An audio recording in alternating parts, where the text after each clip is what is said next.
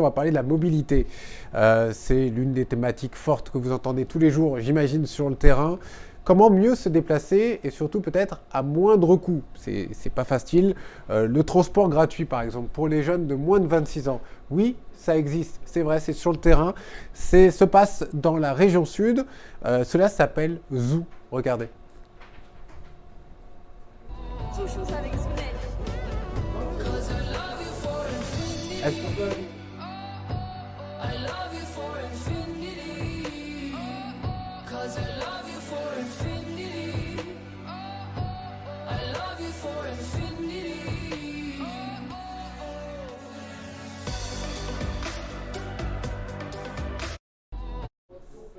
Ludovic Pernet est avec nous, vous êtes vice-président en charge de la jeunesse, vous êtes dans la région sud et vous êtes actuellement dans la région sud. Et Baya Boulot, bonjour, vous êtes lycéenne, membre du Parlement régional des jeunes. Merci d'avoir accepté notre invitation. Jordan est avec nous bien évidemment, il va commenter dans un instant. On l'a vu, et je m'adresse d'abord à Ludovic parce qu'on a vu ce petit clip qui présentait la mobilité dans la région sud. Est-ce que vous pouvez nous dire un peu comment ça fonctionne ?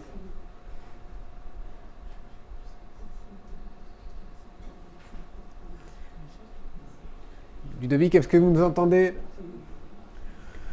Bon, en attendant de voir comment ça... S'il nous entend ou pas, on va venir avec vous, Baya.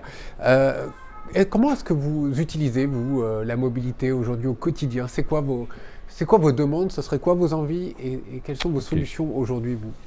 Alors, moi, j'ai la chance d'habiter sur Marseille, donc je suis relativement proche déjà de la mer, Ça, c'est pas mal. mais aussi de mon lycée et de tous les services auxquels on peut accéder en ville. Donc, c'est surtout un titre de transport que j'utilise pour partir en vacances ou en week-end avec mes amis. C'est très pratique parce que ça nous permet de faire gratuitement des allers-retours sur des journées ou sur des week-ends et de découvrir du coup d'autres villes. Donc on l'utilise principalement pour ça. Mais j'ai aussi d'autres amis qui l'utilisent par exemple pour aller en cours tous les jours. Oui. Donc on a vraiment une utilisation quotidienne et pour qui c'est absolument indispensable aujourd'hui. Ouais, c'est indispensable parce que, et même pour aller prochainement vous renseigner sur les matières d'orientation, pour sortir, c'est ça, sur le terrain, vous l'utilisez tous les jours? Oui, très souvent en tout cas. Très souvent. Jordan, la mobilité, là aussi, très sincèrement, c'est vraiment la problématique, je pense, numéro un pour les jeunes, c'est-à-dire se déplacer, mais pas que se déplacer, parce que ça englobe aussi beaucoup de choses. Déjà, en fait, la mobilité impacte la possibilité de se former, la possibilité de s'insérer, d'avoir un emploi, de faire des activités de loisirs, comme vous l'avez dit. Donc, c'est un aspect extrêmement important de l'accès, finalement, au droit à la formation, à l'emploi. Et surtout, en fait, ce qui me semble important de voir dans les recompositions à l'œuvre dans les politiques régionales, c'est que la région, aujourd'hui, a vraiment une compétence intégrée en matière de transport, puisqu'elle gère à la fois les TER, les trains express régionaux depuis 2002, mais depuis 2015, elle gère aussi tout ce qui relève des cars interurbains, c'est-à-dire des lignes interurbaines qui étaient auparavant du ressort des départements. Et la région gère aussi l'ensemble du transport scolaire. Et en fait, aujourd'hui, le transport dans une région, c'est le premier budget régional. Et on voit bien que la région a des leviers quand même très importants, y compris budgétaires, notamment pour faire face aux enjeux, on pense, de mobilité des jeunes, notamment en milieu rural, parce que c'est vrai qu'en ville, il y a une là où on pense à la ville Marseille, mais le milieu rural, c'est peut-être effectivement plus important. Et la question, par exemple, du financement des cars interurbains, des lignes interurbaines, de la fréquence de ces lignes et de la possibilité qui est offerte aux jeunes de pouvoir les utiliser à moindre coût, est une question qui aujourd'hui se pose dans la structuration des politiques de transport des régions. Ludovic Pernet, vous nous entendez bien cette fois, je pense. Oui. Là, encore quelques difficultés à vous entendre, Ludovic. Ça va marcher, ne vous inquiétez pas. C'est mobile. ça va fonctionner. Vous nous entendez ou pas? Non, bon, on continue, on va essayer. Jordan Parisson, on retourne là-dessus de toute façon parce qu'on va continuer sur cette discussion. Avec Baya, par exemple, vous nous avez expliqué que vous étiez continuellement sur le terrain avec cette carte notamment qui vous permet d'aller sur le terrain.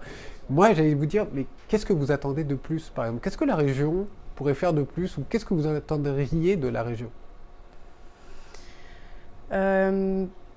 C'est une question compliquée. Oui, ou alors en tout cas, quelles seraient vos attentes aujourd'hui? C'est vrai que vous avez cette carte qui vous permet de vous déplacer, et notamment peut-être pour aller chercher du travail ou se renseigner, sortir.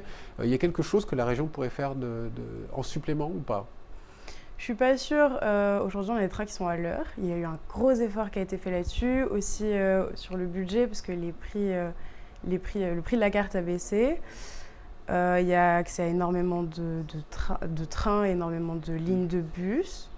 Donc moi, c'est un service dont je suis complètement satisfaite.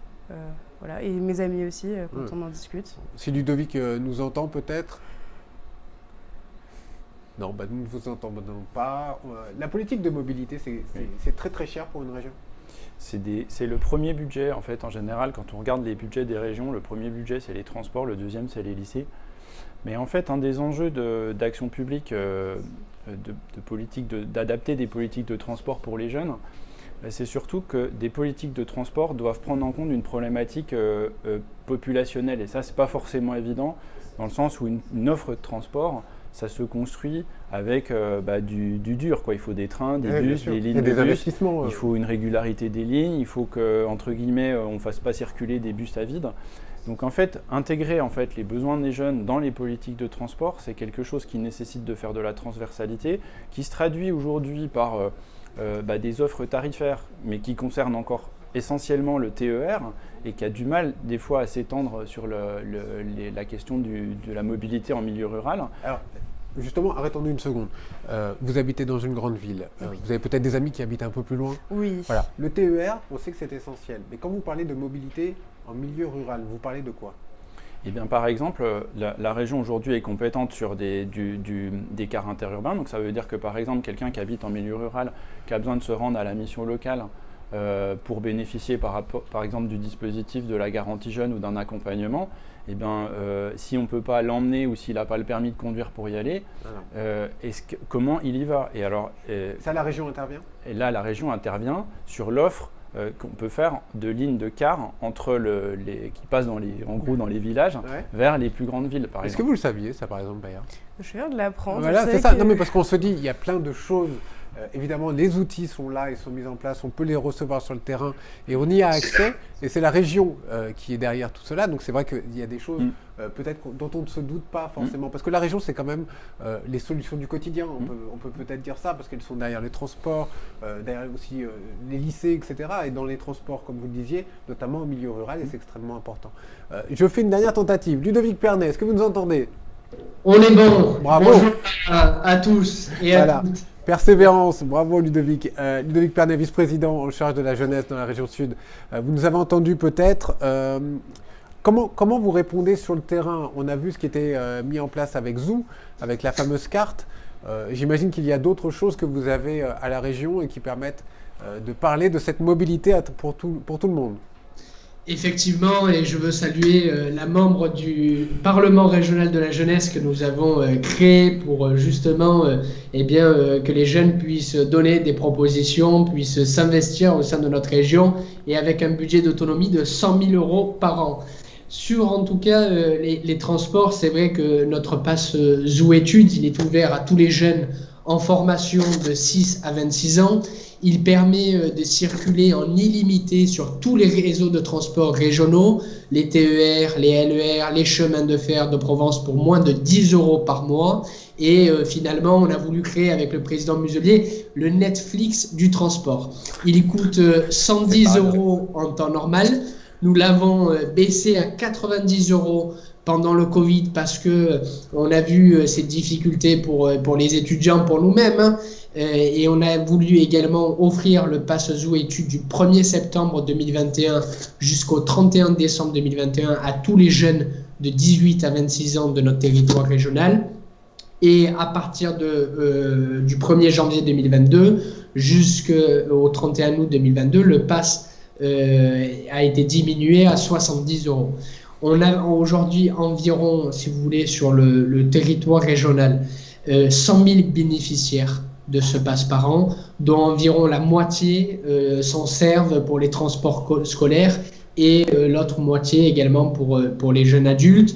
Avant 2019, il faut savoir que le pass Zoo Études proposait le trajet domicile-études en illimité et une réduction sur les autres billets TER pour 15 € par an. Et on a souhaité, avec le président Muselier et le vice-président au transport, accélérer le changement de comportement des plus jeunes et les inciter à prendre le train plutôt qu'un mode de transport carboné. Et donc, pour cela, on a décidé à la rentrée 2019 d'offrir un accès limité à l'ensemble du réseau TER, LER, à tous les réseaux sur toute l'année. Et c'est un succès qui est au rendez-vous avec aujourd'hui, entre 2019 et 2021, nous avons un bon d'abonnement supplémentaire à hauteur de 10% malgré la crise du Covid.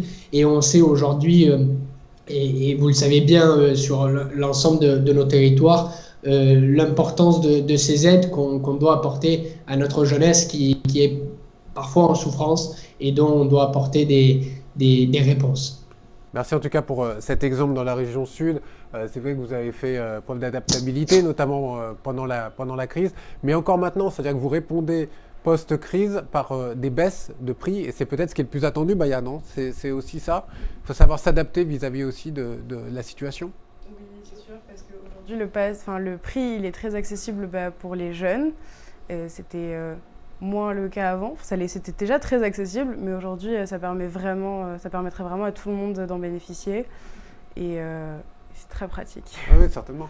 Et si on prend un peu, si on extrapole un petit peu, si on fait un petit peu le tour des régions, est-ce qu'il y a une forme d'uniformisation, d'unité régionale autour de la mobilité ? Ce qu'on peut observer, en fait, c'est vrai qu'avant, c'était très segmenté. Il y avait d'un côté le train, le car, les transports scolaires, et il y a une tendance en fait avec la structuration de cette compétence qui est quand même relativement récente sous cette forme-là, justement à avoir des offres tarifaires qui s'étendent du train sur les cars, sur les transports scolaires. Même si les besoins ne sont pas les mêmes entre les régions. Même si les besoins ne sont pas forcément les mêmes, mais l'idée d'uniformiser une offre tarifaire, ça c'est déjà une évolution par rapport au système antérieur.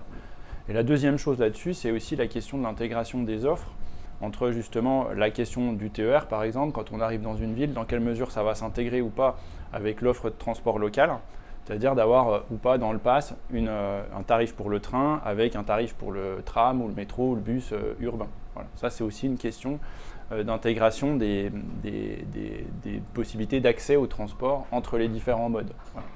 Et c'est vrai que la mobilité permet aussi d'accéder peut-être aux biens tels que la culture, le sport, et donc ça va être notre prochain thème de notre débat. Je vous remercie beaucoup, Ludovic Pernet. Désolé pour ce petit problème de liaison, mais on a réussi. Merci en tout cas d'être intervenu en direct. Et Baya Bulot, lycéenne, membre du Parlement régional des jeunes, merci d'avoir accepté notre invitation.